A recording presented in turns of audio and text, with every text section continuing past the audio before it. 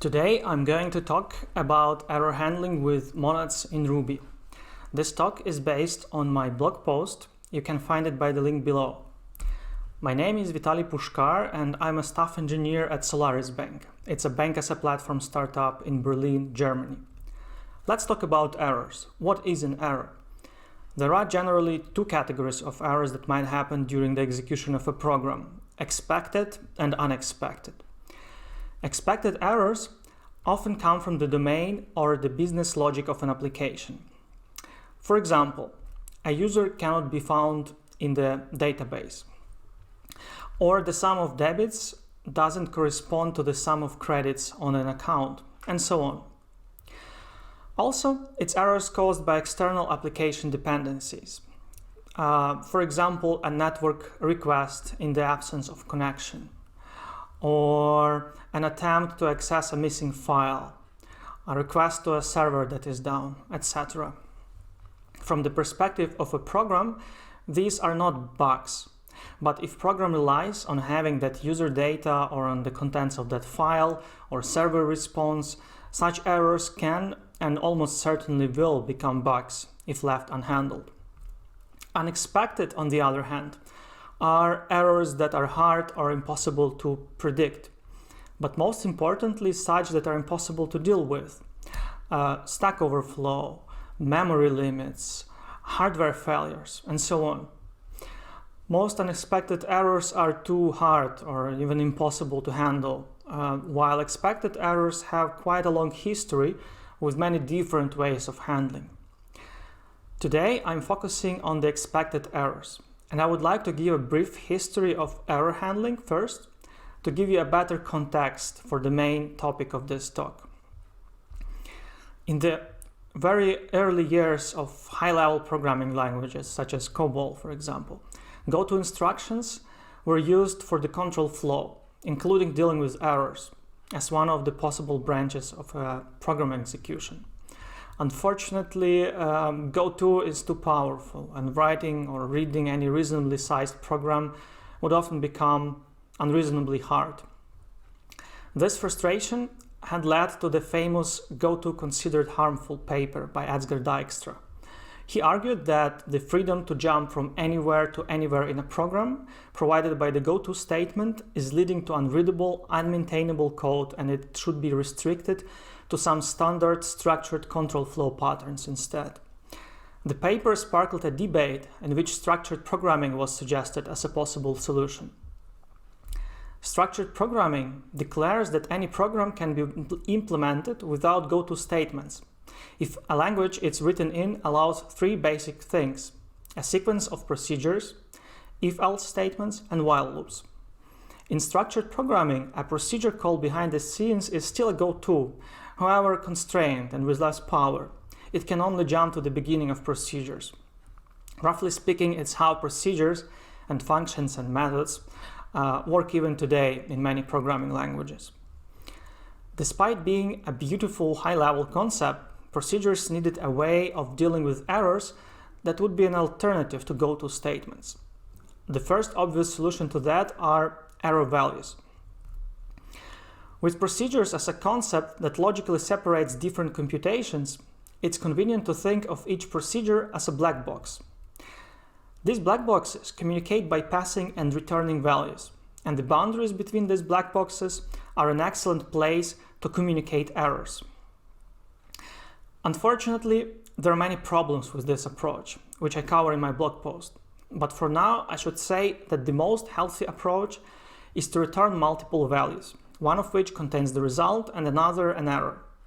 It's explicit and leaves no room for ambiguity. By the way, it's the approach taken by the Golang. Unfortunately, the need of if-else checks for the presence of a value or the error to learn if there was a success or a failure, all of this makes this technique cumbersome and verbose. The same goes for the fact that return values and errors can be of different, often not composable types, making it impossible to chain multiple such procedures safely. Exceptions were invented and introduced into the early versions of Lisp with the intention of fixing many of the problems with the error values. The idea of exceptions is to free the code from the explicit error handling, make it more readable for the happy path. Another intended benefit was to allow for better integration between libraries and applications by letting errors propagate from the library to the application. Over time, though, many problems with exceptions themselves were discovered, some quite dangerous, making reliable error handling with exceptions not as simple as it was hoped to be. Here are a few examples. Hidden control flow. Exception handling flow lives in its own realm, parallel to and hidden from the actual code. It's implicit and undeclared. Such nature of exceptions encourages programmers to simply forget about possible errors or downright ignore them, leading to unreliable and possibly dangerous code. But even those who think about possible errors are left without any help. There is no way to tell a procedure that throws an exception from the one that doesn't. One would have to dive a rabbit hole to inspect the code of each underlying procedure, but even then it wouldn't guarantee that some library hasn't forgotten to document an exception. Each line in any procedure potentially creates a possible exit point, which is impossible to tell from the procedure's signature nor its name. It seems that the only way to write reliable code in the presence of exceptions is to religiously wrap each line of code in try-catch blocks, but unfortunately even that can't save you from corrupting the state. Context loss and corrupt state, another problem. One thing that I only briefly mentioned so far is that when an exception happens and propagates up the stack, it unwinds the stack and removes all the objects from the scope on its way up until it reaches a corresponding catch block.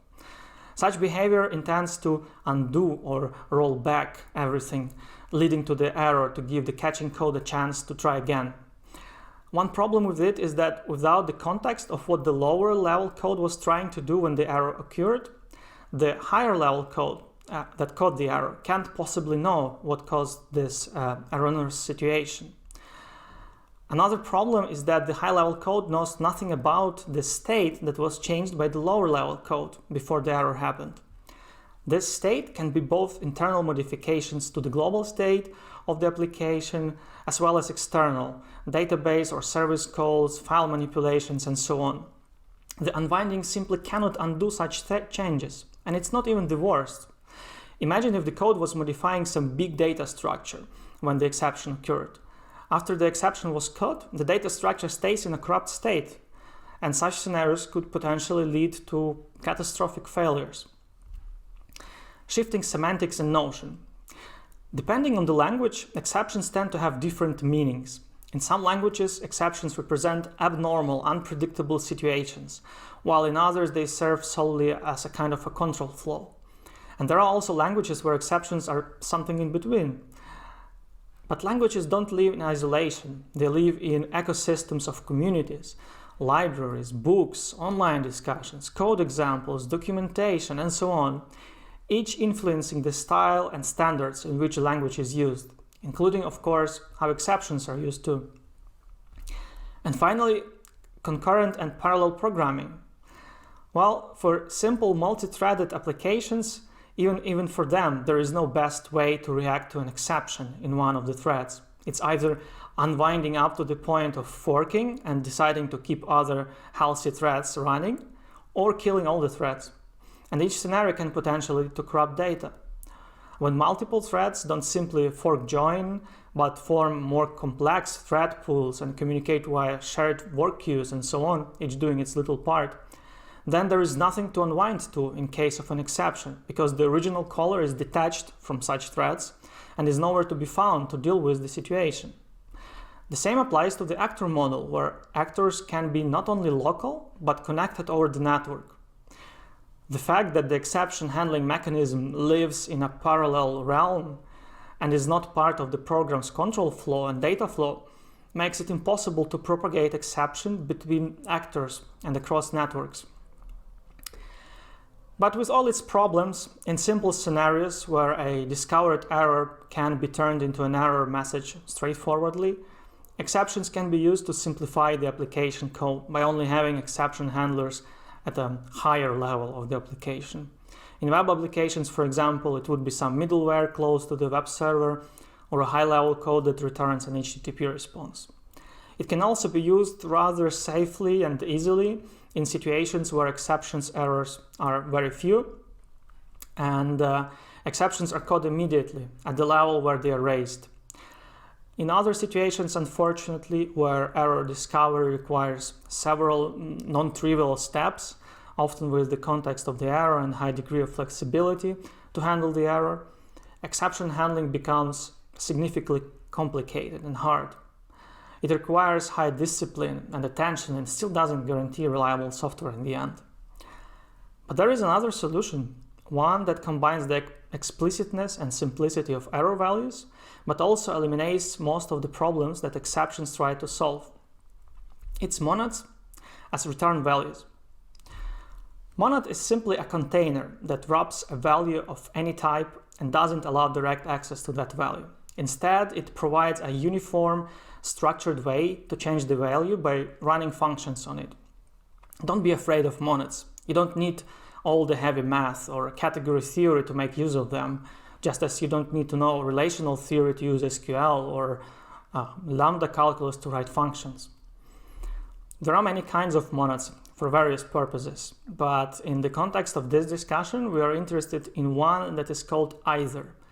The either monad represents values with two possible types, either left or right. Because most often the either monad is used to represent a value which is either correct or an error, by convention the left type is used to hold an error value and the right is used to hold a correct value. But representing correctness is not the only use case for either monad, therefore such an abstract naming. In many languages and libraries where representing correctness of a computation with either is indeed the only use case, it's named more specifically as result, with types failure and success instead of left and right accordingly. This is the case for the Ruby gem used for code examples I will demonstrate in a few minutes. It's called Dry Monads, and it comes from the DryRB ecosystem. By the way, the author of DryRB, Piotr, should be around today. There are a few rules that you should know about result before I show the code example. Result can only be an instance of either success or failure. You cannot instantiate the result itself. Result and its children, success and failure, implement the bind method. It's the method that executes any arbitrary code on the wrapped value. Multiple such successes and failures objects can be composed by this bind method. If there is at least one failure in this chain of composed objects, it will be returned immediately, and the execution of the chain interrupts. Such composability removes the need for verbose if-else checks that I mentioned before as a problem for error values. Let's look at some code examples now. Let me switch to the editor, and this is a very simple application that has only one table in the database called users, and there is actually only one user in it, me. The application is about updating the user. That's all it does.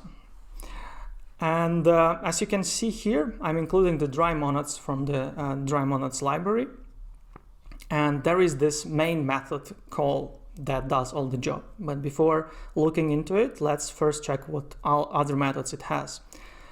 So it has validate fields method that validates if the name and email is present and then returns the fields value wrapped in the success. If fields are missing, it wraps the missing fields symbol in a failure object. And this here is an example application. It's very simple. That's why I used only a symbol, but it can be anything. It can be an object. It can be a proc that when called does some magic to report itself or something like that.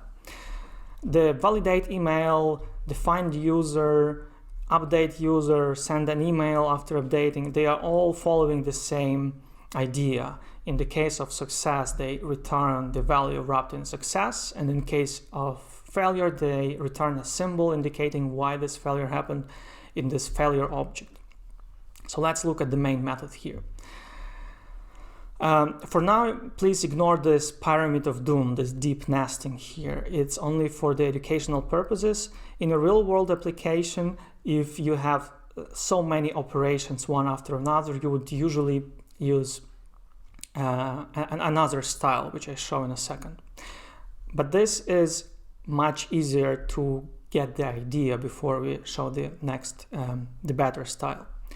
So let's take our validate fields method. Let me remind you that it returns either success or the failure. So when it returns a success, we can bind to that success to get the value from it and do something with the value. The value is fields.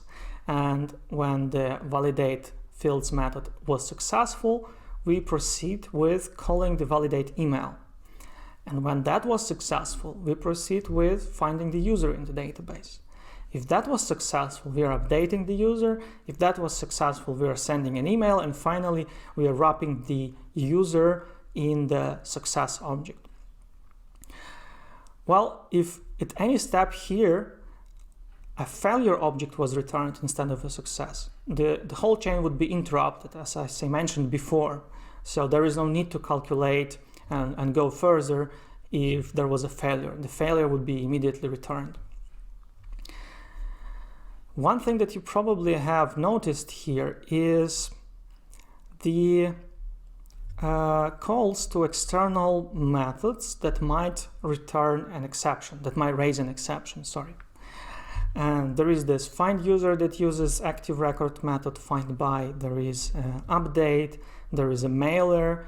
We didn't write those methods. We didn't write deliver, we didn't write update, and so on. They can raise exceptions. They are raising exceptions. So how to deal with that? For that, we have another type of result. Another type of either. And just as result, it returns left and right. Well, in the result, left and right are called success and failure. In try, they are called success and error.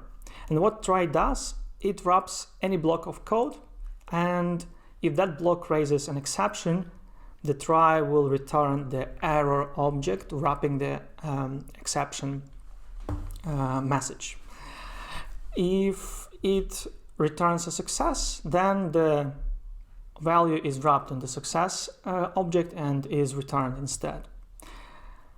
This is how we can transform our code to use tries. Basically, instead of returning successes and failures ourselves, we can just wrap the code that can potentially raise an exception, like find by from active record, or update, or reload, or deliver. We can wrap all of them into try methods, and they will easily and without any problems compose with the results, with the successes and failures. I also mentioned before that there is a way to avoid this deep nesting, and that way is using a construct called yield, which makes it more intuitive, more Ruby-like. It's almost a syntax sugar. Why almost? Because there are some subtle differences, but they are not important for the context of this discussion. I encourage you to go to the documentation and learn about them. And as I said, nothing has changed when we introduced the try, because try also has the bind method, just as the result has. So instances of try can easily compose with the instances of the result, with the successes and failures. That's why our code still works without any changes here. The only change was the syntactic sugar to make it more readable. And finally, I would like to simplify this code even further, and this is a personal preference. I introduced guard clauses here to return failure if the failure occurred immediately, and return success instead. I think that this code reads much better. It's super easy, and that's how our user updater class looks like. Finally, in the endpoint where this user updater class is used and is passed the params object, we get the result. The result is still let me remind you about that. The result is still the user wrapped in the success object. So we get that result as a success with the user inside. And this is basically the point where you have to decide for yourself how to go about it.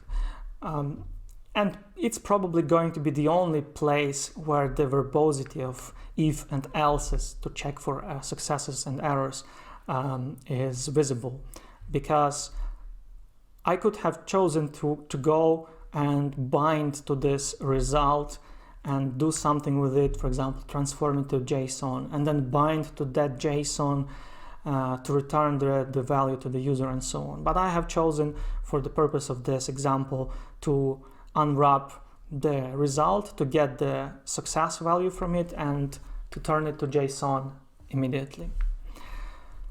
So this was the very simple example, but I hope this gives you an idea how it all looks in the code. So why all this hassle?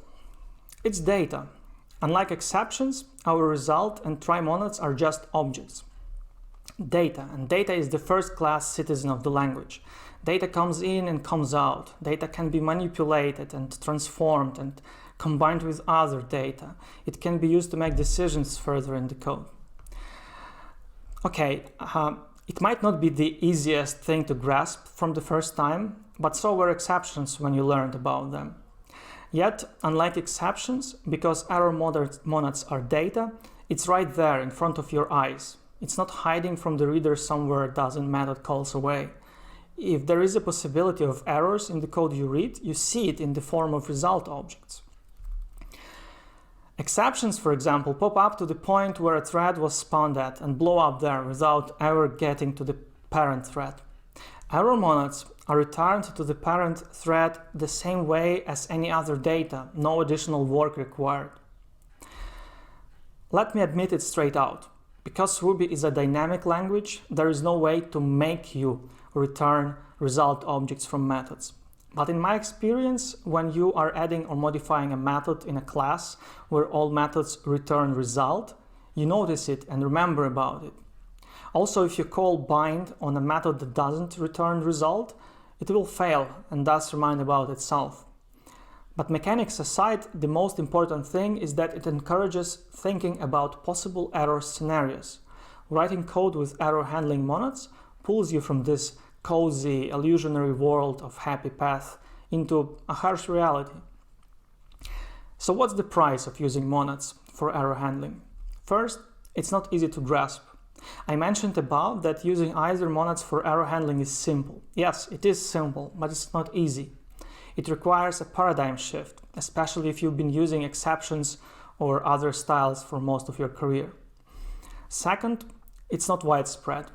In every language community, there are its own set of conventions and practices. So it is in the Ruby community. Although monads are just data and there is technically nothing preventing you from writing your code with monads, because it's uncommon, you have to explain it and teach it to new colleagues every time. Finally, it might be an overkill in very simple applications. The flexibility that either monads provide for handling errors in your code might in fact be not what you need. For simple cases where turning an error into an error message for the user is straightforward, exceptions are still a valid solution in my opinion. So if there is one thing I would like you to remember from this talk, it's the following. Don't be conservative. Try new things, give them a chance, but also stay pragmatic. Because when it comes to error handling, the path from the error discovery to error reporting is what determines what degree of flexibility and control you may need. Today, you learned about one more tool to write safe, flexible, and error-free code. Go to the dry.rb, read the documentation, and give it a try today. I promise you will like it. Thank you.